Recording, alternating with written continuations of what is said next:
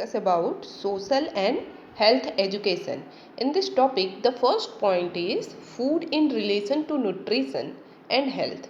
It means, read clearly, food in relation to nutrition means ऐसे food जिनसे हमको nutritions मिले जो कि डायरेक्टली एंड साइंटिफिकली आपके हेल्थ से रिलेटेड हो, है ना। तो हमको इस पॉइंट के अंदर सबसे पहले पढ़ना है अबाउट न्यूट्रिशंस। ठीक, हमको पहले पता होगा कि न्यूट्रिशंस हमको कहाँ कहाँ किस सोर्स से मिलते हैं, ठीक है, जो कि हमारे हेल्थ के लिए रिलेटेड है ना। तो वो सारी चीज़ें हम यहाँ पे देखेंगे, ठीक है।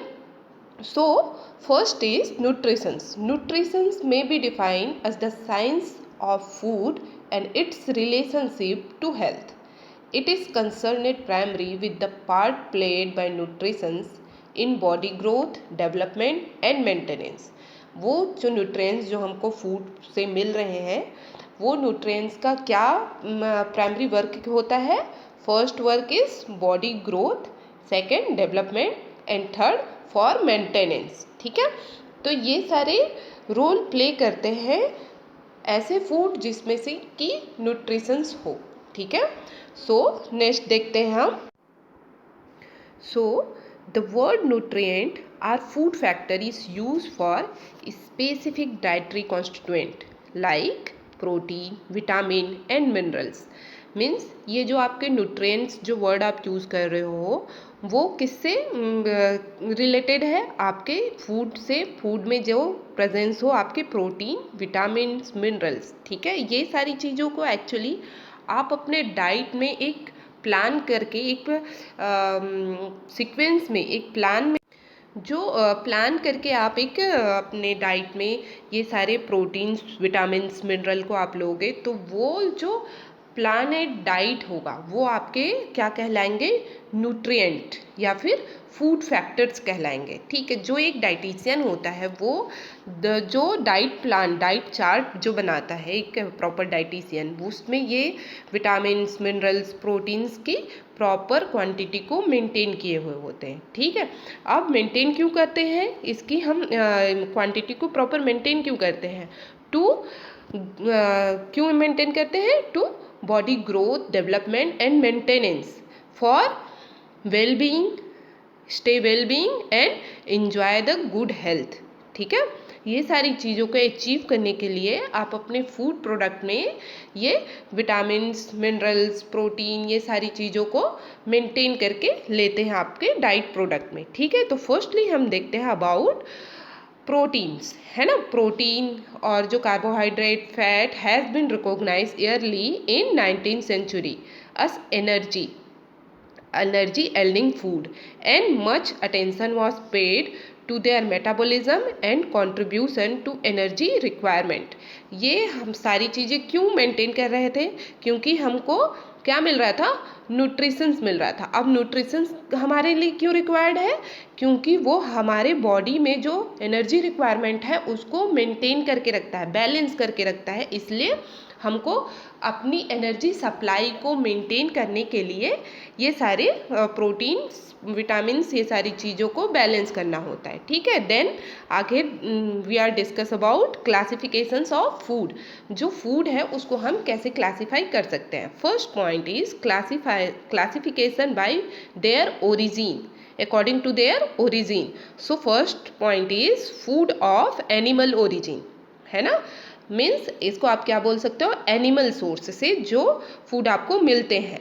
लाइक कौन कौन से फूड मिलते हैं आपको, मिल्क, एग, मीट, फिश, ये सारी चीज़ें और बीफ एंड पोल्ट्री प्रोडक्ट जो होते हैं वो क्या होते हैं, आपके एनिमल ओरिजिन्स फूड होते हैं, ठीक है। Then next food of vegetable origin. Vegetable origins means जो किरल्स होते हैं, नट्स, फ्रूट्स, ये सारी चीज़ें क्या होंगी, आपकी वेजिटेबल्स ओरिजिन फूड होंगी, ठीक है। Then classification by their chemical composition, आप फूड को उसके केमिकल कंपोजिशन के अकॉर्डिंग क्लासीफाई कर सकते हो, है ना।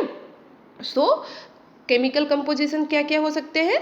Protein, fat, carbohydrate, vitamin and minerals, that is their chemical composition.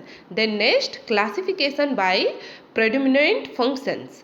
अब ये सारी चीज़ें जो हमको मिल रही हैं, उन चीज़ों का हमारी बॉडी पे क्या फंक्शन है ना, उसके अकॉर्डिंग हम क्लासिफिकेशन कर सकते हैं. सो क्या है उनका फर्स्ट फंक्शन? हम यहाँ पे फर्स्ट स्लाइड में ही देखे हैं कि वो क्या करता है. प्रोटीन्स जो न्यूट्रिएंट्स है वो हमारे body growth, development and maintenance में वर्क करता है. ठीक है, तो फर्स्ट फंक्शन क्या हुआ? बॉडी बिल्डिंग फूड, है ना. जो फूड है उसको हम किस बेसिस पे क्लासिफाई कर सकते हैं? First basis is body building food. ठीक है, अब वो क्या है? Meat, milk, poultry, fish, egg, pulses, ये सारी चीज़ें. ठीक है, then second one is energy giving food. Energy giving food क्या होते हैं? जो आपको डायरेक्टली एनर्जी प्रोवाइड करते हैं, like grains, sugar, fat, oil. Then next one productive food, protective food, है ना. प्रोटेक्टिव फूड्स क्या होते हैं? वेजिटेबल्स, फ्रूट्स, मिल्क, ये सारी चीज़ों का फंक्शन क्या है कि ये आपको प्रोटेक्ट करते हैं. आप प्रोटेक्ट कैसे करते हैं? या तो आपको किसी एक्सटर्नल एनवायरनमेंट से प्रोटेक्ट करते हैं through giving energy sources. Okay, then first point is nutrients. Nutrients क्या होते हैं? आगे देखते हैं. Organic and inorganic complexes contain in food are called nutrients.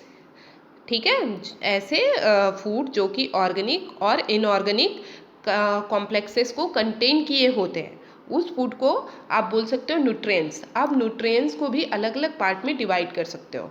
First part is macronutrients and second point is micronutrients. Macronutrients को आप और सब डिवाइड कर सकते हो. First is protein, fat and carbohydrate.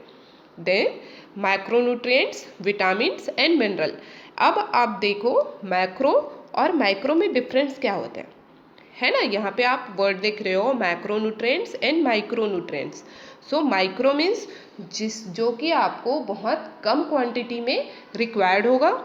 ठीक है, वो आपको असेंशियल है, आपकी बॉडी हेल्थ के लिए असेंशियल है, लेकिन उसकी क्वांटिटी क्या होगी? आपकी बॉडी पे कम क्वांटिटी में रिक्वायर्ड होगा.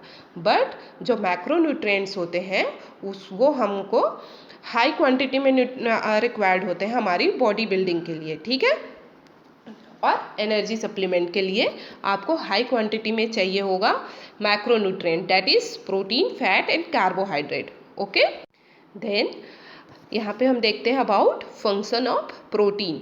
तो प्रोटीन का क्या क्या फंक्शन है? First function is body building. Then second, repair and maintenance of body tissue. Then maintenance of osmotic pressure and synthesis of bioactive substance and other vital molecules. जो आपके bio active substance होते हैं उनको synthesis करता है, और क्या करता है? ये आपको ऑस्मोटिक प्रेशर को मेंटेन किए होता है. ऑस्मोटिक प्रेशर क्या होता है? आपके बहुत सारे बॉडी में फंक्शंस होते हैं, उसको प्रॉपरली रेगुलेट होने के लिए आपको ऑस्मोटिक प्रेशर चाहिए होता है ना. तो वो प्रेशर को कौन मेंटेन करता है? प्रोटीन. जैसे कि फॉर एग्जांपल आपके बॉडी में कोई प्रोसेस हो रहा है, मान लो यूरिनेशन का प्रोसेस है ना, जहाँ पे जो नेफ्रॉन होते हैं वहाँ पे, फॉर एग्जांपल नेफ्रॉन पे जब आप क्या होता है कि यूरिन को आप क्या कर रहे हैं, क्या होता है नेफ्रॉन पे आपके बहुत ही इनिशियल लेवल पे बता रही हूँ, जहाँ पे यूरिनेशन प्रोसेस हो रहा है, मतलब यूरिन आपके बॉडी के वाटर का फिल्ट्रेशन हो रहा है ना, यूरिन जनरेशन हो रहा है. तो वहाँ पे क्या होगा? नेफ्रॉन से आपके फिल्ट्रेशन का प्रोसेस होगा. तो वो फिल्ट्रेशन का प्रोसेस कैसे होगा? जब आपके उस पर्टिकुलर टिश्यू पे ऑस्मोटिक प्रेशर जनरेट होगा, तभी वहाँ पे फिल्ट्रेशन का प्रोसेस होगा. तो वो जो प्रेशर है, ऑस्मोटिक प्रेशर, वो कौन मेंटेन करता है? When presence of protein, then the pressure is, osmotic pressure is generated. ठीक है, then next, evolution of protein. The parameter used for net protein evolution are biological value, then digestibility coefficient, next protein efficiency ratio, and next net protein utilisations means आप protein को कैसे इवोल्यूएट कर रहे हो, वो सारे पैरामीटर हैं ये, ठीक है। Then next assessment of protein nutrient status means जो प्रोटीन के न्यूट्रिएंट स्टेटस है उसको आप एसेस करोगे। कैसे एसेस करोगे? First point is protein nutrient status is measured by serum albumin concentration. आप प्रोटीन न्यूट्रिएंट स्टेटस को कैसे मेजर करोगे? By measured serum albumin concentration. Then it should be more than 3.5 should be more than 3.5 gram per dl or less than 3.5 gram per dl, so mild malnutrition। यहाँ पे ये बोला जा रहा है कि आपके जो सीरम एल्ब्यूमिन कंसंट्रेशन है उसको आप मेज़र करके आपके प्रोटीन के न्यूट्रिएंट स्टेटस को मेज़र कर सकते हो। तो आपका जो सीरम एल्ब्यूमिन कंसंट्रेशन कितना होना चाहिए, एवरेज कितना होना चाहिए? 3.5 ग्राम पर डीएल एक नॉर्मल रेंज होता है। अगर उससे माइल्ड स्लो होगा, अगर थोड़ा सा कम हुआ तो वो उसको हम माल न्यूट्रिशन में बोल सकते हैं, माल न्यूट्रिशन का कंडीशन हो बोल सकते हैं। अगर वो लेस देन 3.0 ग्राम पर डीएल सो 7 माल न्यूट्रिशन। अगर वो क्या हुआ 3.0 ग्राम पर डीएल से भी नीचे हो गया उसकी कंसंट्रेशन, सीरम एल्ब्यूमिन की कंसंट्रेशन, तो आप उसको सीरियस माल न्यूट्रिशन कंडीशन बोल सकते हो, ठीक है। सो फर्स्ट पॉइंट अब हम यहाँ पे पढ़ें अबाउट प्रोटीन्स, ठीक है। अब हम नेक्स्ट पढ़ेंगे अबाउट फैट। देखते हैं आगे। Most of the body fat in the adipose tissue is in the form of triglyceride in normal human subject।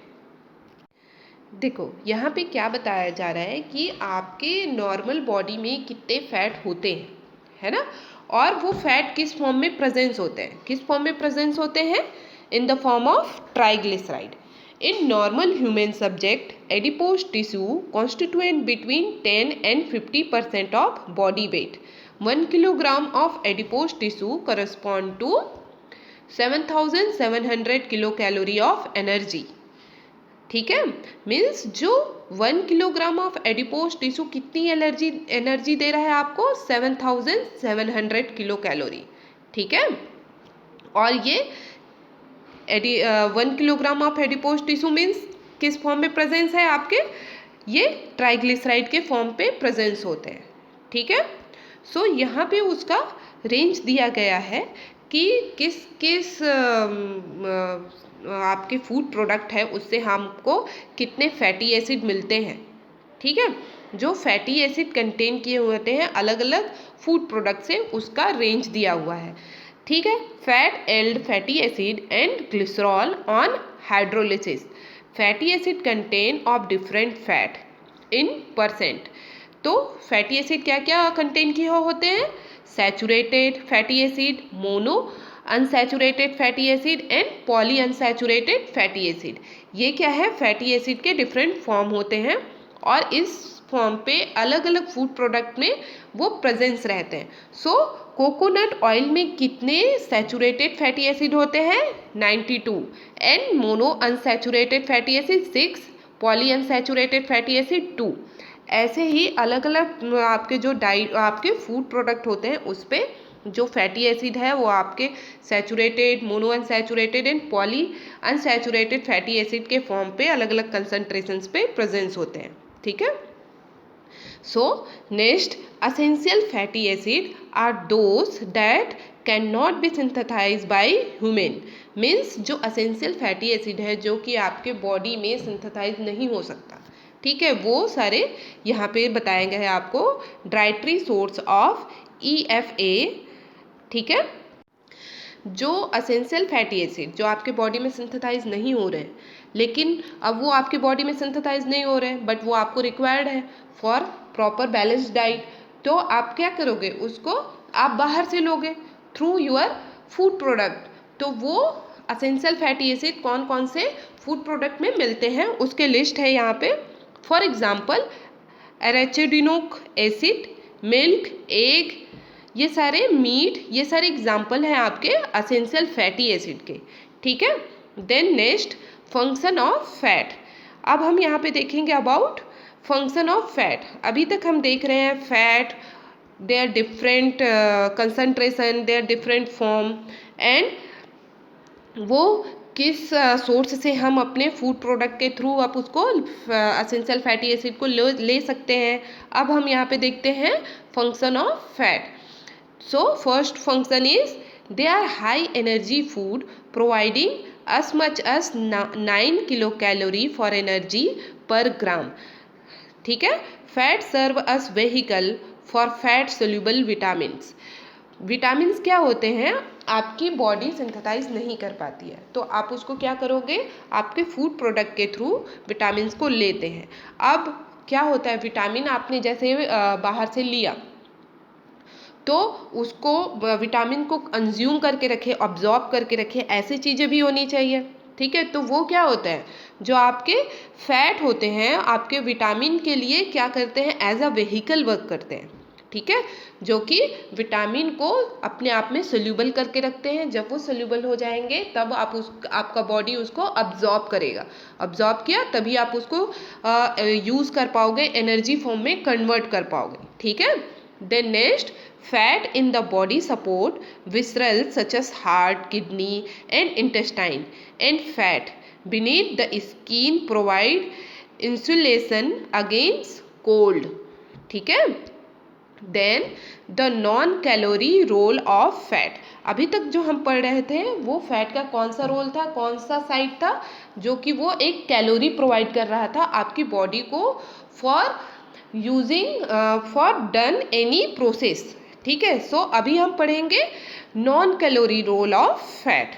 देखते हैं, vegetable fat are rich source of essential fatty acid which are needed by the body for growth, ठीक है, for body growth and structural integrity of the cell membrane and decrease platelet adhesiveness, okay। Then next, diet rich in EFA have been reported to reduce serum cholesterol and low density lipoprotein। The next one is polyunsaturated fatty acid are precursor for prostaglandin, ठीक है। जो poly unsaturated fatty acid होते हैं वो as a precursor work करते हैं prostaglandin के लिए, ठीक है। Then next, fat requirements, okay. Fat requirements आगे देखते हैं। In developed country dietary fat provide 30 to 40% of total energy intake, ठीक है। So in developed country dietary fat provide 30 to 40% of total energy intake. जो आपके डाइटरी फैट होते हैं उससे आपको कितना मिलता है, 30 to 40% एनर्जी प्रोवाइड होता है, ठीक है। But according to WHO committee on prevention of coronary heart disease has recommended only 20 to 30% of total dietary energy to be provided by fat. Means आपको अगर एक बैलेंस डाइट रखना है, ठीक है, तो आपको कितने परसेंट लेना होगा, फैट 20 to 30%, ठीक है। जो आपके टोटल डाइट होते हैं उसमें से आपका 20 to 30% आपके क्या होने चाहिए, फैट होने चाहिए। तभी आप क्या कर सकते हो, ये जो जितने भी कोरोनरी हार्ट डिजीज़ होते हैं उसको क्रिएट होने से, वो कंडीशन आने से आप प्रिवेंट कर सकते हो, ठीक है। So at least 50% of fat intake should consist of vegetable oil rich in essential fatty acid. आप क्या हो सकता है, यहाँ पे जो वेजिटेबल ऑयल्स होते हैं वो एसेंशियल फैटी एसिड से रिच होते हैं, ठीक है। सो हमको जितने भी फैट इनटेक कर रहे हैं वो क्या होने चाहिए, वो वेजिटेबल ऑयल सोर्स से होने चाहिए, तो फिर उससे हमको कोरोनरी हार्ट डिजीज़ होने के चांसेस कम हो जाएंगे, क्योंकि हमको जो एसेंशियल फैटी एसिड है उसकी क्वांटिटी सफिशिएंट मिलेगी, ठीक है। देन नेक्स्ट देखते हैं अबाउट कार्बोहाइड्रेट। कार्बोहाइड्रेट हम नेक्स्ट क्लास में देखते हैं, आज के लिए बस इतना ही।